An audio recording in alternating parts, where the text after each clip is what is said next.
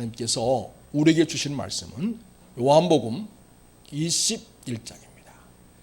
요한복음 21장 1절에서 10절까지 말씀을 제가 받들어 읽겠습니다. 그 후에 예수께서 디베랴 호수에서 또 제 아들에게 자기를 나타내셨으니 나타내신 일은 이러하니라. 시몬 베드로와 디도모라 하는 도마와 갈릴리 가나 사람 나다나엘과 세베대의 아들들과 또 다른 제자 둘이 함께 있더니 시몬 베드로가 나는 물고기 잡으러 가노라 하니 그들이 우리도 함께 가겠다 하고 나가서 배에 올랐으나 그날 밤에 아무것도 잡지 못하였더니 날이 새어갈 때에 예수께서 바닷가에 서었으나 제 아들이 예수이신 줄 알지 못하는지라. 예수께서 이르시되 얘들아 너에게 고기가 있느냐 대답하되 없나이다. 이르시되 그물을 배 오른편에 던지라 그리하면 잡으리라 하시니 이에 던졌더니 물고기가 많아 그물을 들 수 없더라.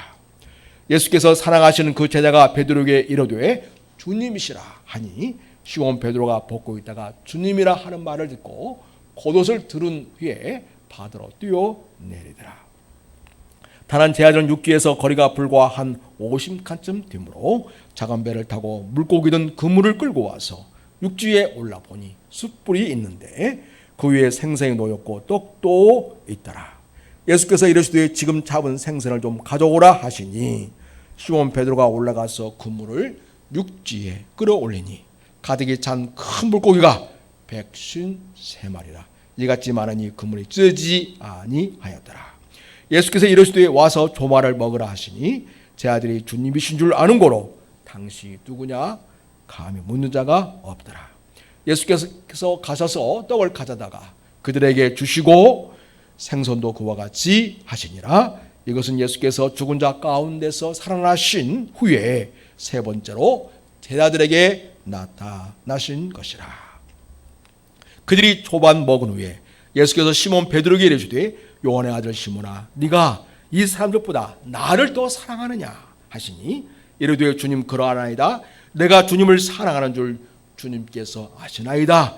이르시되 내 어린 양을 먹이라 하시고 또 두 번째 이르시되 요한의 아들 시몬아 네가 나를 사랑하느냐 하시니 이르되 주님 그러하나이다.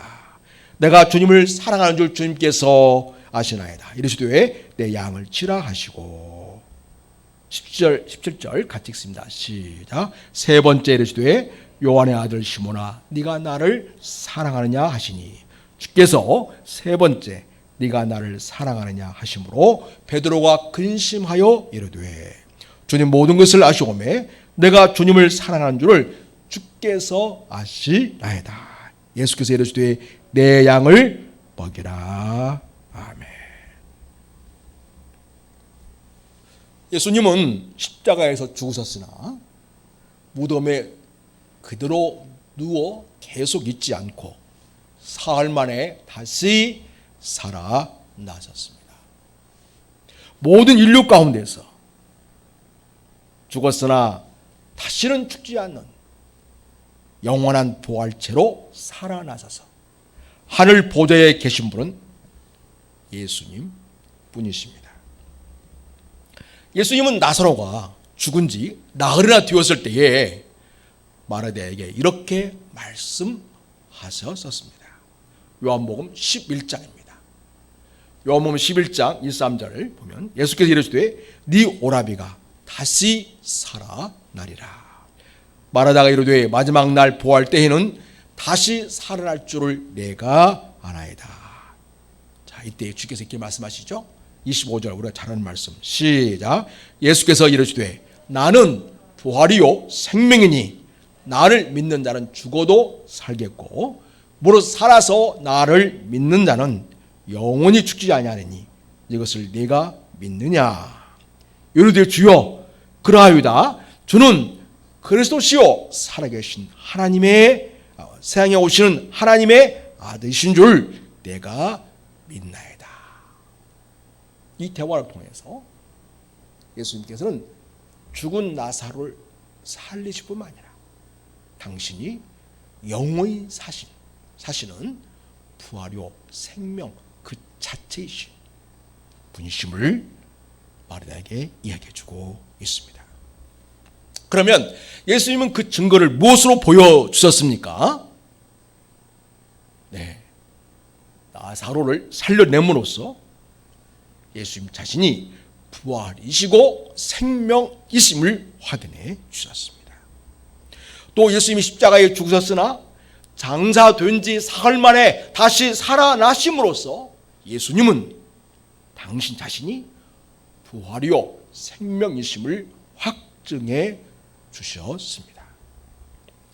역사가들이 말하기를 인류 역사에 있어서 세계 4대 성자가 있다고 합니다. 여기 그림을 보겠습니다. 이 그림을 보면 성자가 누구냐 하면 불교의 창시자인 석가모니, 그리고 유교의 창시자인 공자, 그리고 이슬람의 창시자인 마호메트, 그리고 우리 기독교의 창시자인 예수 그리스도라고 이야기합니다.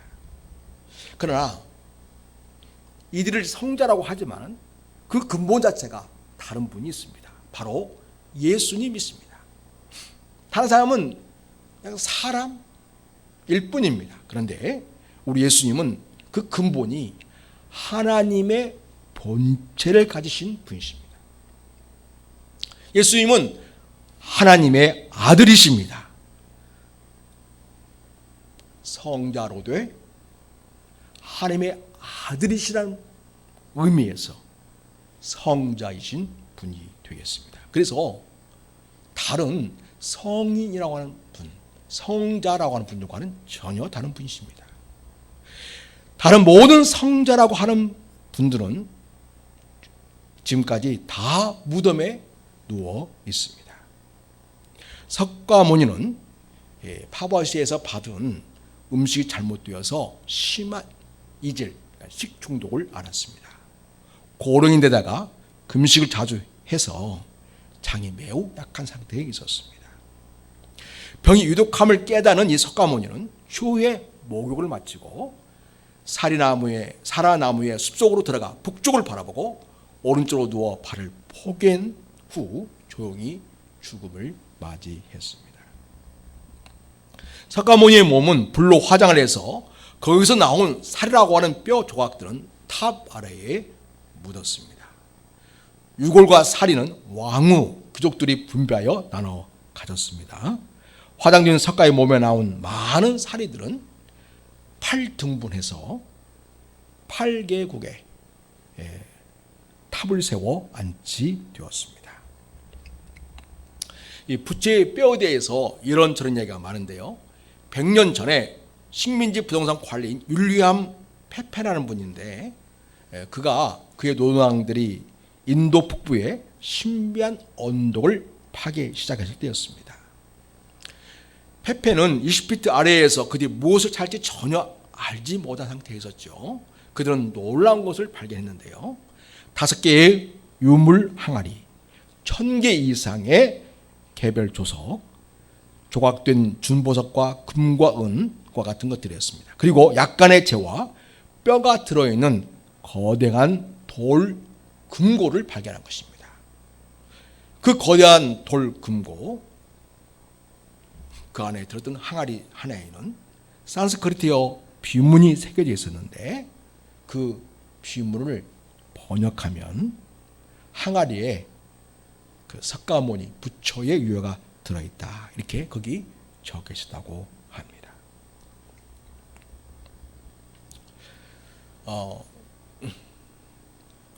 다시 무덤을 보여주시죠. 석가모니 유해 중의 일부는 인도 능수 해안에 묻혀 있습니다. 그리고요, 마호멧, 그 다음은 마호멧은 사우디아라비아의 메디나에 묻혀 있습니다. 다 무덤과 관련된 건물이나 그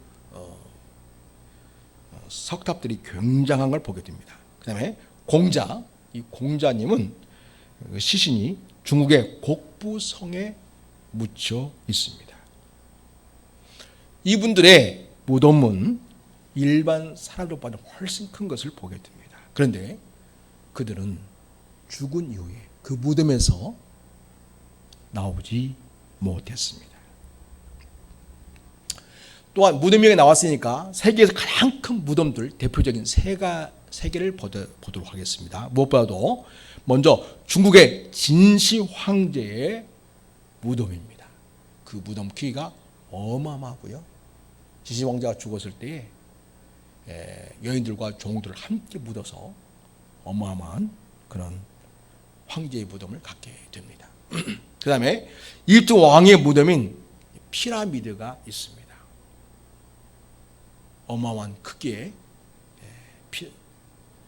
무덤이죠. 그 다음에 일본의 닌토쿠 천황의 무덤이 있는데 그 규모가 어마어마하다고 합니다. 저기 파랗게 가운데 보이는 두 부분 있지 않습니까? 이게 다 이제 무덤과 관련된 곳인데 얼마나 큰지 그 입구를 찾기도 힘들 만큼 그렇게 어마어마한 크기라고 합니다. 그래서 면적으로 따지자면 일본에 있는 천황의 무덤이 제일 크다고 이야기를 합니다. 그러나 여러분, 그 대단한 크기의 무덤이 결코 그 안에 누워있는 사람을 일으키지는 못했습니다. 무덤의 사이즈가 아무리 크다 하더라도 죄와 사망의 권세에서 그들을 일으키지는 못했습니다. 사람들은 보통 큰 사이즈로 대단함을 자랑하려고 합니다만 그것은 부활할 수 없는 무능함을 다른 것으로 대체해 보는 것에 불과합니다. 무덤이 아무리 크다 한들 그 사람을 살려내는 능력이 없음을 봅니다. 여러분, 이 세상에 속한 것들은 아무리 대단하다 한들 죽음을 생명으로 바꾸지는 못합니다. 그러나 여기 비어있는 무덤이 있습니다. 예수님의 무덤입니다. 그래서 예수님의 무덤은 빈 무덤입니다. 사이즈는 그렇게 크지 않습니다. 그런데 그 무덤 안에는 예수님을 감쌌던 세마포가 개켜 있습니다. 그리고 예수님은 그 무덤에서 걸어 나오셨습니다. 예수님은 부활이요 생명이시기 때문입니다. 부활하신 예수님은 예수님을 사랑해서 새벽녘에 무덤으로 달려왔던 막달라 마리아와 다른 여인들을 만나 주셨습니다. 그리고 제자들에게 가서 전하라고 말씀을 주셨습니다. 예수님이 다시 살아나셨다고 그 소식을 제자들에게 전해주라고 했습니다. 그리고 또 하나는 갈릴리에서 예수님이 제자들을 만나기 원한다고 거기서 보자고 이야기를 하신 것이었습니다. 그래서 막달라 마리아는 제자들이 있는 다락방으로 달려가서 그 소식을 전해 주었습니다. 갈릴리에서 만나자고 했던 예수님은 제자들을 너무 보고 싶어 하셨던지 갈릴리에서 만나기 전에 다락방에서 두려움에 떨고 있는 제자들을 찾아가십니다. 그들이 머물던 다락방 안으로 들어오셨습니다. 그리고 평안할지어다 이렇게 인사를 하셨습니다. 또 엠마오로 가던 다른 두 제자들을 만나 주시기도 하셨습니다. 또다시 예수님은 제자들이 있던 다락방에 다시 나타나셨습니다. 맨 처음에 오셨을 때 그 자리에 없었던 도마에게는 특별한 말씀을 주십니다. 요한복음 20장 26절입니다. 자, 한번 보겠습니다. 도마에게 이르시되 네 손가락을 이리 내밀어 내 손을 보고 네 손을 내밀어 내 옆구리에 넣어보라. 그리하여 믿음 없는 자가 되지 말고 믿는 자가 되라. 자, 28절 같이 읽겠습니다. 시작. 도마가 대답하여 이르되 나의 28절 나의 주님이시오 나의 하나님이시니이다. 예수께서 이르시되 너는 나를 본고로 믿느냐 보지 못하고 믿는 자는 복도다 하시니라. 이렇게 주님께서는 부활하신 당신의 몸을 직접 만져보라고 보여주십니다.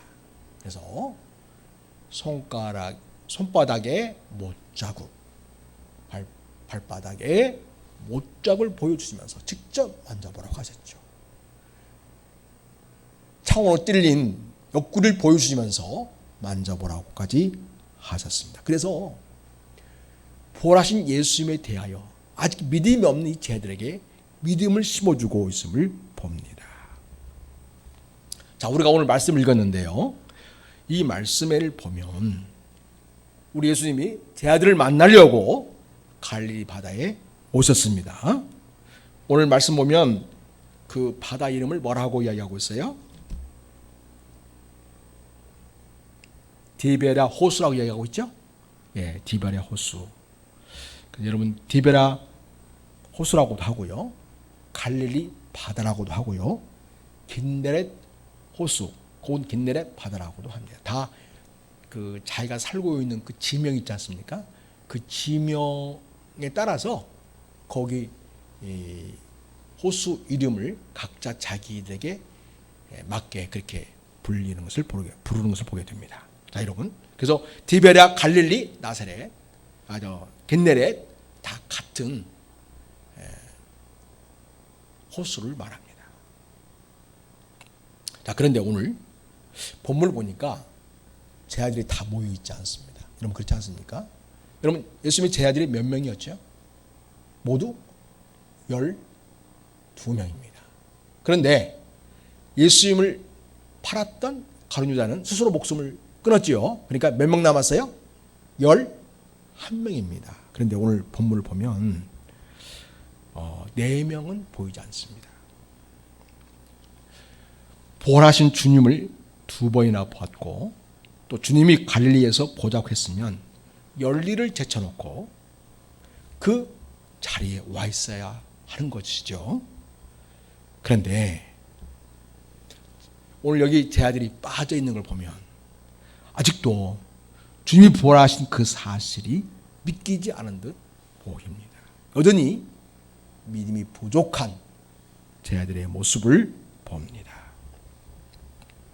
갈릴리에 와 있던 제자들도 예수를 만나려고 준비하는 모습은 보이지 않습니다. 여러분, 오늘 본문 내용을 보면 생선과 떡을 누가 준비하고 있습니까? 예수님이 준비하고 있지 않습니까?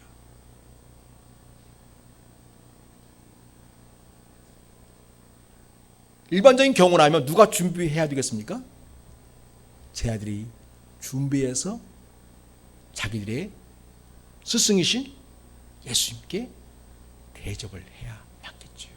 그런데 그렇게 예수님을 위해서 뭔가를 준비하고 예수님을 뵙게 어떠한 그런 준비도 하지 않고 있는 이 제자들을 봅니다. 또 다시 어부 생활을 하는 듯해 보이는 어정쩡한 태도를 보여주고 있습니다. 자, 주님이 이러한 제자들에게 온 세계 다니며 복음을 전할 사도로 세우신 것이 주님이 실수하신 게 아닌가, 그런 생각이 들 정도입니다. 제자들의 면면을 보면 참 안타깝고 한심해 보이기까지 합니다. 그런 이 제자들이 부활하신 예수님의 진정한 제자답게 살아갈 수 있게 하는 일이 어떻게 이루어질 수 있을까요? 자, 그런데요, 사도행전을 보면 2장부터 보면 제자들이 확 달라져 있는 모습을 봅니다. 제자들의 변화는 어떻게 이루어진 것일까요? 자, 여러분, 오늘 먼저 보면 주님이 제자들을 만나시겠다고 하셨고, 또 오늘 주님이 그 자리에 와 주신 것을 봅니다. 우리 주님은 아직도 부활하신 주님에 대하여 확실한 믿음이 없어 보이는, 그리고 자기 인생을 앞으로 어떻게 살아갈지에 대해서 너무 어정쩡해 보이고 있는 이러한 제자들에게 주님이 그들을 만나 주심으로써 그들을 다시 믿음으로 세우고자 하시는 주님의 사랑이 거기 있었습니다. 1절에 오면 그 후에 예수께서 디베랴 호수에서 제자들에게 자기를 나타내시니 이러하니라 그러면서 2절에 시몬 베드로와 디두모라는 도마와 갈릴리 사람 가나 사람 나다나엘과 세베대 아들들과 또 다른 제자 둘이 함께 있더니 시몬 베드로가 나는 물고기 잡으러 가노라 이렇게 말하고 있죠. 자, 이렇게 해서 그 제자들과 함께 그물질을 하러 바다로 나가는 것을 보게 됩니다. 거기 주님이 계셨지만은 아직 주님이 거기 오신 줄을 제자들은 알아차리지도 못하고 있었습니다. 자, 여러분, 우리 주님은 아직 부활하신 주님에 대한 확신도 없고, 그렇게 주님을 두 번이나 이미 보았고, 그리고 엠마오 간 제자들 얘기도 들었고, 막달라 마리아와 여인들이 주님 만났던 이야기도 들었습니다만 주님에 대한 확고한 믿음이 아직 분명히 보이지 않는 그들을 위해서 주님이 그를 만나주러 오신 것을 보게 됩니다. 그리고 우리 주님이 그들을 위해서 식사를 친히 준비하시고 그들에게 먹을 것을 제공해 주려고 하는 그런 모습도 우리가 보게 됩니다. 이와 같이 이 제자들이 앞으로 새롭고 변화되어서 주님의 진정한 태도로 세워질 수 있는 길은 제자들 스스로가 주님에 대한 어떤 믿음을 보였다기보다는 믿음 없는 그들을 찾아가 주신 주님의 사랑이었다고 할 수가 있겠습니다. 주님이 그들을 만나주시고 그들이 먹을 것을 챙겨주시고 그럼으로써 주님과의 만남을 통해서 그들이 새로워지는 그런 놀라운 변화가 있게 되는 것을 봅니다. 사랑하는 여러분, 우리가 예수 믿는다고 하지만 때때로 우리 믿음이 굉장히 나약해질 때가 있습니다. 스스로 질문할 때 나에게 과연 예수를 믿는 믿음이 있는가? 라는 질문에 대해서 분명하게 대답하지 못하는 우리들의 모습이 있기도 합니다. 그럴 때 우리가 회복할 수 있는 길은 무엇일까요? 사랑하는 여러분, 예수님 부활하셔서 지금 하늘 보좌에 계시지만은 성령을 통하여 이미 우리와 함께하고 있다는 사실을 기억하시기 바랍니다. 오늘 제자들보다 먼저 와 계셨고 그들 기다리고 계셨고 그들의 필요를 공급해 주시려고 우리 주님께서 다 채비하고 있는 우리 주님의 모습을 우리가 볼 수 있는데, 그랬던 주님은 지금도 우리의 믿음을 회복하시고 우리를 새롭게 하시고 우리로 하여금 진정 주님의 제자다운 제자로서 일어날 수 있도록 일어설 수 있도록 하시려고 우리를 만나려고 이미 우리에게 다가와 계신다는 것을 기억하시기 바랍니다. 그러니 사랑하는 여러분 지치고 힘들 때 믿음이 연약해질 때 꼭 기억하십시오. 주님은 이미 나보다 먼저 나를 만나주시고 나를 회복해 주시고 나를 새롭게 해주시려고 주님은 이미 내게 다가와 계신다는 것을 꼭 기억하시기 바랍니다. 그러므로 여러분, 주님을 부르십시오.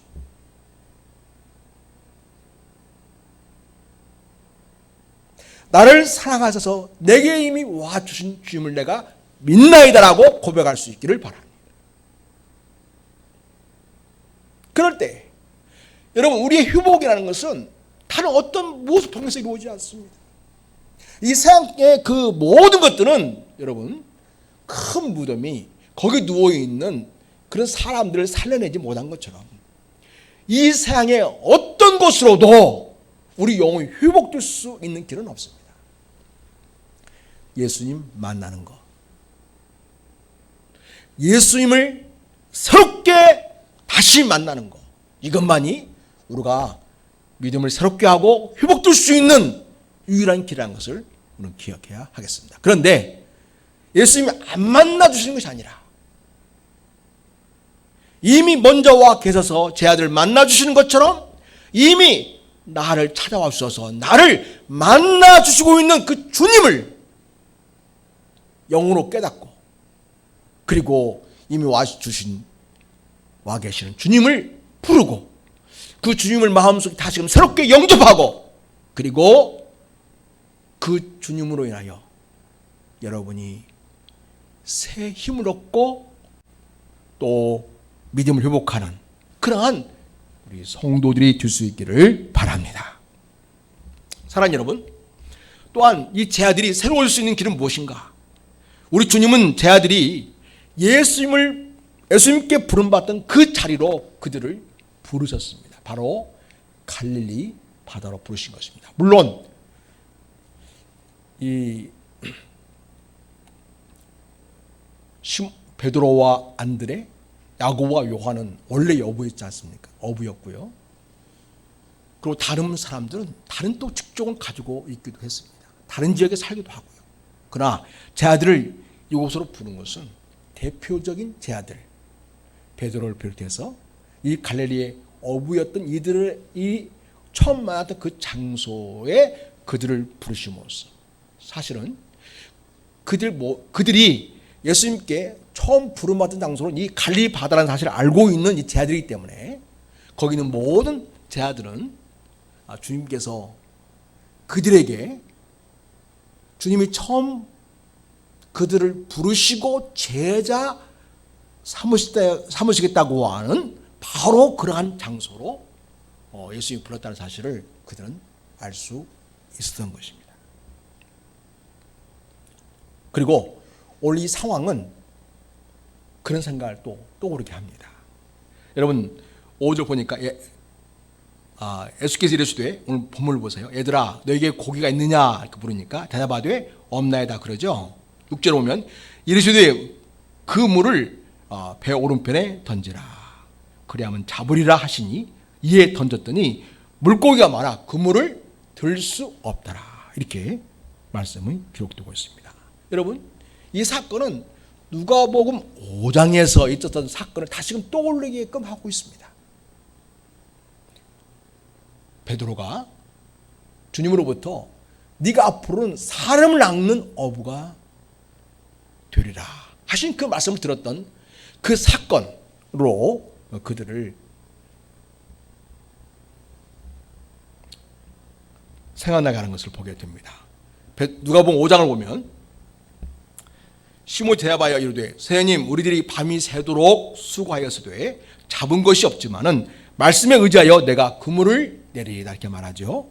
그렇게 하니 고기를 잡은 것이 심이 많아 그물이 찢어지는지라. 이에 다른 배에 있는 동무들에게 손짓하여 와서 도와달라 하니 그들이 와서 두 배의 채움에 잠기게 되었더라. 시몬 베드로가 이를 보고 예수의 무릎 아래에 엎드려 이르되 주여 나를 떠나소서 나는 죄인이로소이다. 이런 자기 및 자기와 함께 있는 모든 사람이 고기 잡힌 것으로 말미암아 놀라고 세베대의 아들로서 시몬의 동업자인 야고보와 요한도 놀랐습니다. 예수께서 시몬에게 이르시되 무서워하지 말라. 이제 후로는 네가 사람을 취하리라 하시니 그들이 배들을 육지에 대고 모든 것을 버려두고 예수를 따르니라. 그러니까 예수님 처음 만났을 때 예수님께 제자로 부름을 받던 바로 그때의 장면이 누가복음 5장에 나오고 있는데 그때 오늘과 같이 제 아들이 뭐 너희 잡은 게 있냐 그러니까 없다고 했잖아요. 그때도 그랬거든요. 예수님이 제자가 되기 바로 직전 사건이 뭐였냐면 그물질을 밤새도록 했지만은 고기 한 마리도 못 잡았어요.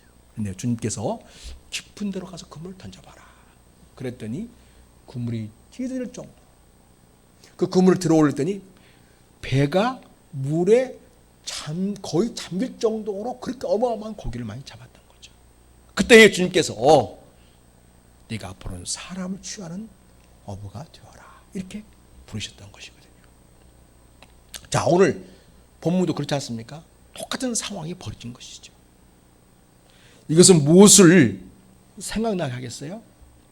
제 아들이 예수님께 부름받던 바로 그 처음 자리를 생각나게 하시고 그리고 제 아들이 지금 제자로서의 삶을 앞으로 살아갈 것인지에 대해서 별 생각이 없어 보이는 이런 제 아들에게 그 처음 주님을 만났고 처음 주님께서 보여줬던 그 고기를 많이 찾게 해두고 그리고 앞으로 사람을 취하는 어부가 되어라 하신 그 말씀을 생각내게끔 하고 있다는 거죠. 그래서 주님께서는 오늘 갈릴리 바닷가에서 이 제 아들 만나 주심으로써 그들을 제자로 부르셨던 그 원점으로 제 아들을 만나 주실 수 있음을 보게 됩니다. 사랑하는 여러분, 여러분 신앙생활하면서 좀 믿음이 떨어지고 좀 나태해지기 시작할 때 그때에 주님은 여러분이 원점으로 돌아가서 다시 한번 주님 만났던 기억을 생각하기를 주께서 원하십니다.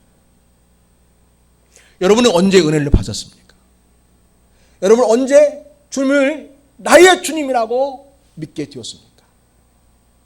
그때의 그 생생하고 설레이던 그 현장을 다시금 마음속에 떠올리면서 주님이 다시금 내가 진정한 주님의 제자로 주께서 부르셨음을 확인하기 원하시는구나. 이런 마음을 가지고 내가 예수님 처음 믿을 때에 기쁘고 감사하고 감격하고 설레었던 그 시절로 돌아가서 그때 그 감격을 다시금 회복하고 그리고 오늘 나를 만나주시고 오늘 나를 새롭게 하기 원하시는 주님 앞에 다시 회복되어지는 역사가 우리 성도 여러분에게 있기를 축복합니다. 자, 그리고 주님께서는 제자들과 함께 이제 먹을 것을 함께 나누시고 교제하신 것을 보게 됩니다. 자, 여러분, 그 최 길선 장로님이라는 분이 계신데 이분은 떡 명인이에요. 떡을 너무 잘 만들어서 떡 명인으로 소문난 분이십니다. 이분이 예수님을 믿는 사람이에요. 그리고 떡 장사를 하니까 정말 바쁠 때는 눈코 뜰 새 없이 바쁘고 잠잘 시간 없을 만큼 굉장히 바쁘죠. 그런데 이분이 사업이 잘 될 때에 고민이 들었어요. 하나는 뭐냐면 주일날 일하면 돈을 더 벌 수 있잖아요. 그죠? 내가 주일 성수를 해야 하냐, 돈을 더 벌어야 되냐, 이 갈등이 있게 된 것입니다. 주일날 돈을 더 벌면 인건비며 뭐 재료비며 이거 다 주일날 번 것만으로도 다 이게 해결되지 않습니까? 이런 고민이 들었고 또 하나는 11조의 문제였습니다.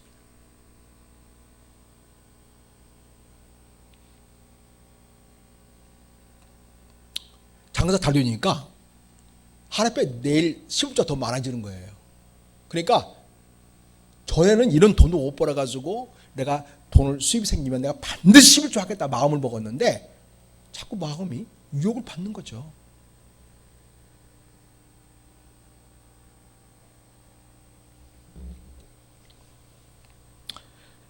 그래서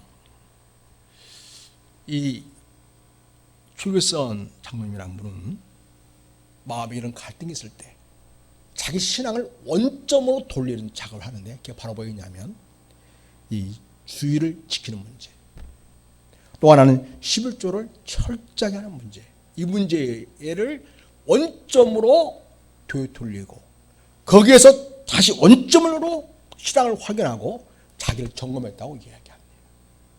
그래서 이분이 하신 말씀이 자기는 주일 성수와 11조 생활을 통해서 내 인생의 위기에서 나는 승리할 수 있었다. 이렇게 고백합니다. 사랑하는 여러분, 우리가 주님 만나는 자리로 가는 것이 무엇일까요? 무엇보다도 주일날 주님께 나와서 예배하는 것이 가장 출발점입니다. 그리고 여러분, 우리가 세상에 살아가면서 세상 것들이 얼마나 우리에게 매력적으로 다가옵니까? 특별히 돈은 더 그렇습니다. 그러나 내가 세상에 매이지 않냐고 나는 주님의 제자다. 더더군다나 부활하신 예수 그리스도를 믿는 주님의 제자다. 부활하실 뿐만 아니라 지금 하늘 보좌에서 온 세상을 다스리시는 우리 영원한 부활의 주 생명의 주가 되신 분을 나는 믿는다. 그런 믿음을 어떻게 무엇으로 우리가 삶으로 증명해 보일 수 있을까요?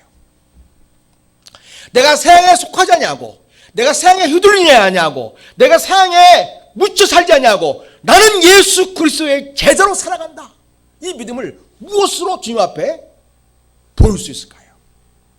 이 최교수 장로님은 그것을 바로 11조 생활로 자기 시금석을 삼은 것입니다.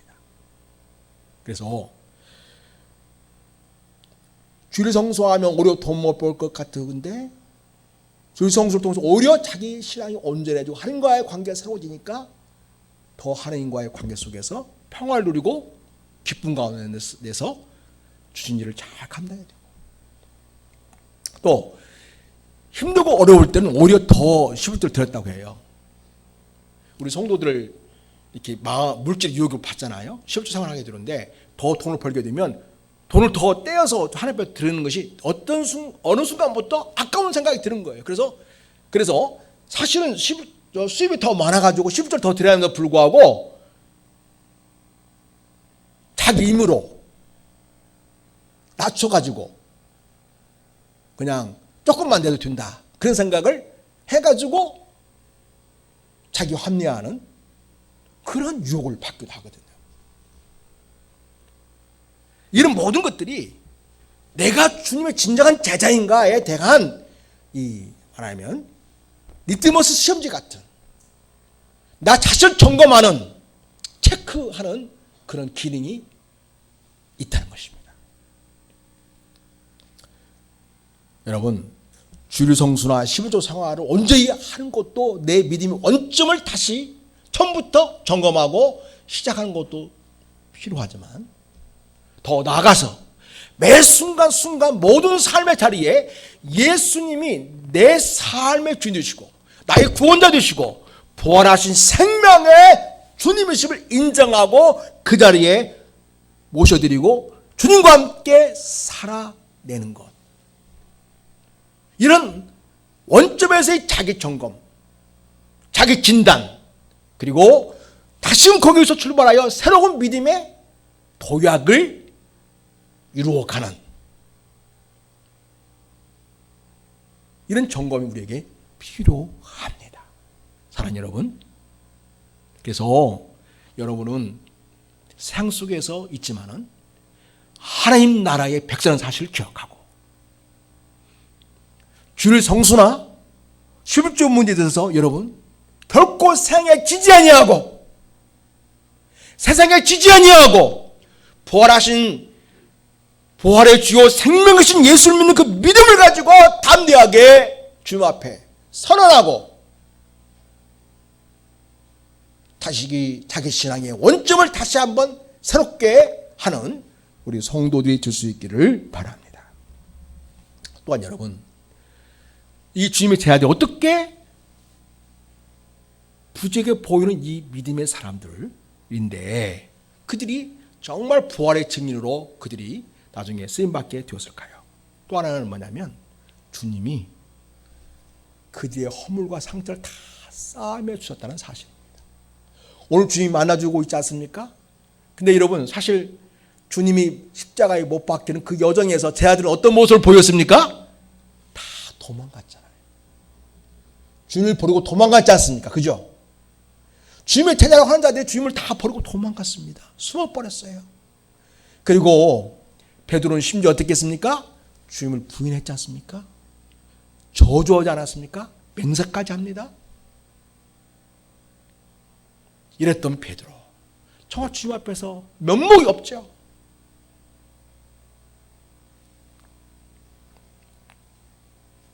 주님이 이러한 실수 많고 허물 많은 이런 제자들을 오늘 만나 주심을 통해서 또 같이 식사하심을 통해서 오늘의 대화를 통해서 그들의 그 마음의 상처를 다 싸매 주시는 거죠.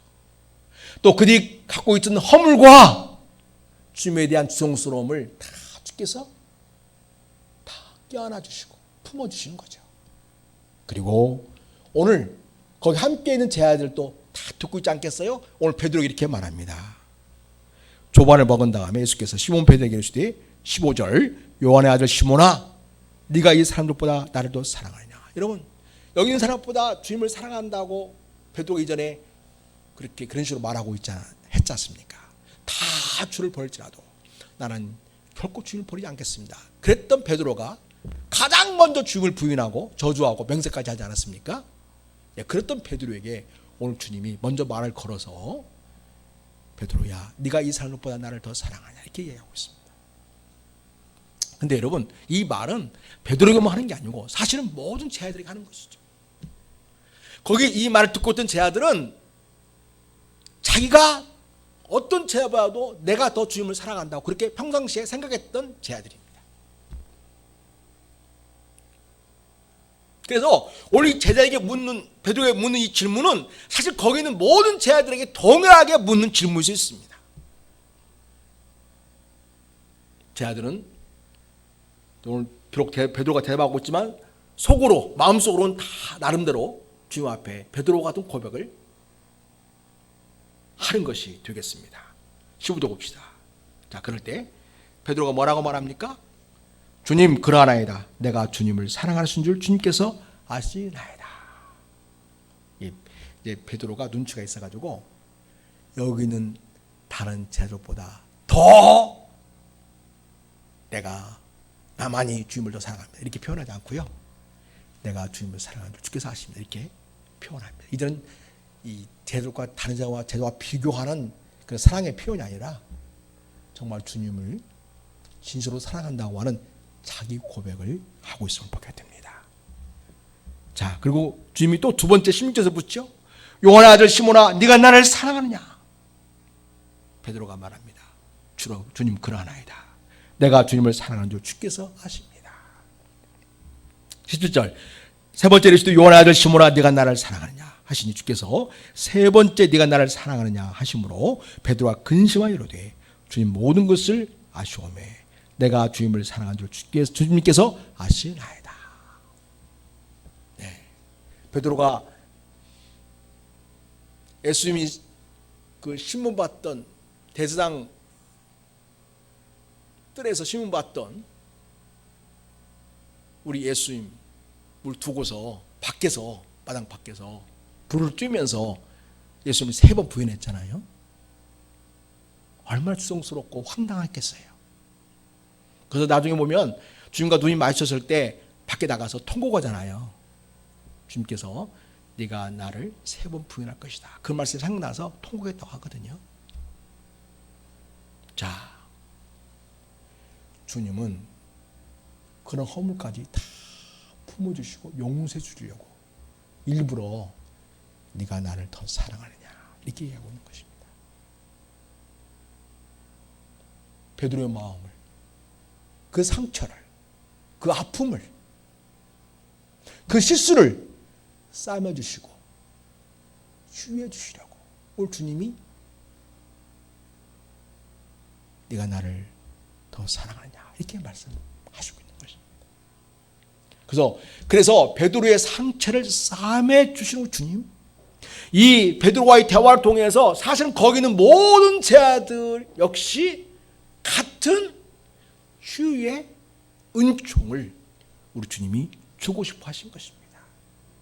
그리고 주님께서는 말로만 베드로를 그냥 해주신 것이 아니라 받아주신 것이 아니라 실제로 그에게 일을 맡김으로써 진정 주님께서 그를 얼마나 사랑한지를 보여주신 것입니다.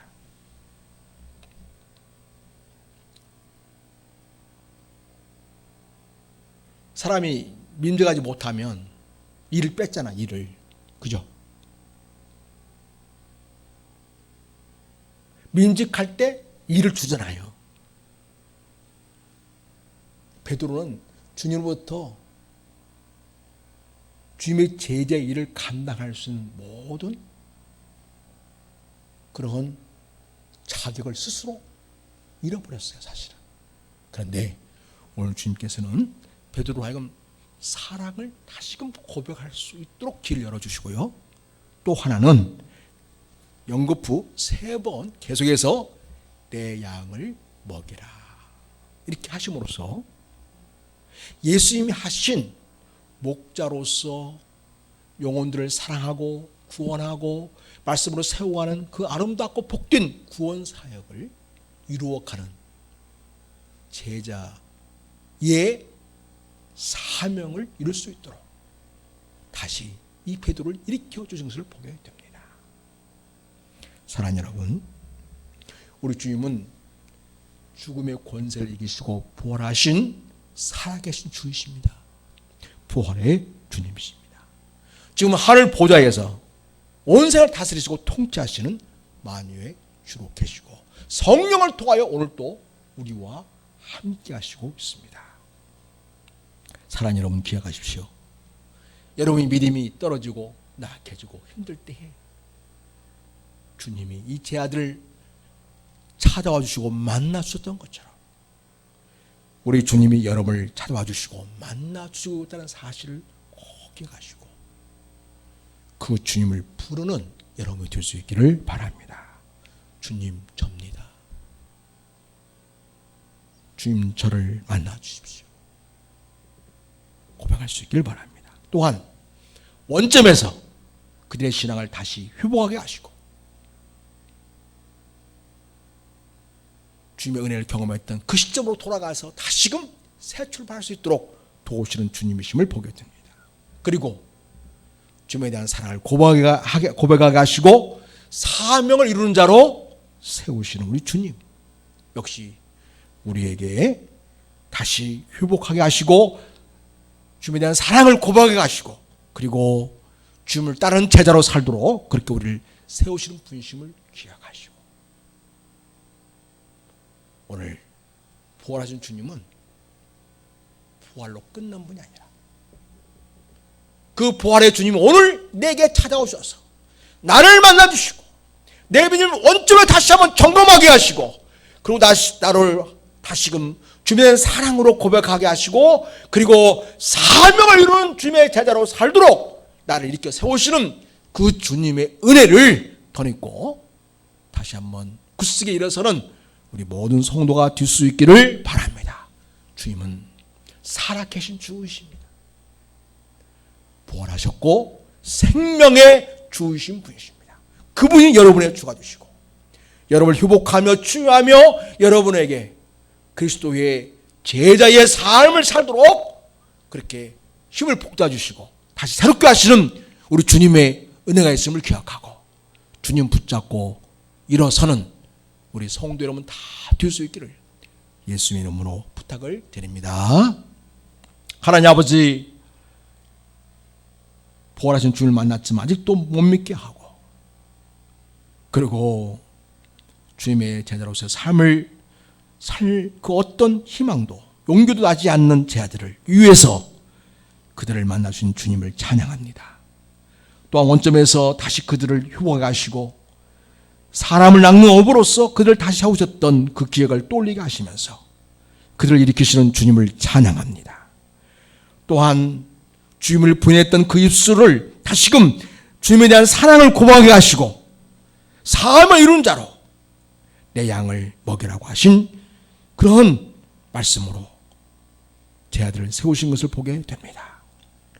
이와 같이 우리 성도들 부활하신 주님이 얼마나 우리를 사랑하시고 우리와 가까이 계시기를 원하시며 우리를 만나주시고 회복하시고 치유하시며 진정한 주님의 제자로 살기 원하시는지 오늘 이 말씀을 통해 다시금 깨닫고 주님의 사람으로 일으킴받고 주님의 제자로 살겠다고 하는 결심이 서는 주의 자녀들이 다 되게 하옵소서. 영원한 우리의 생명의 주요 부활이신 예수님의 이름으로 기도드립니다. 아멘.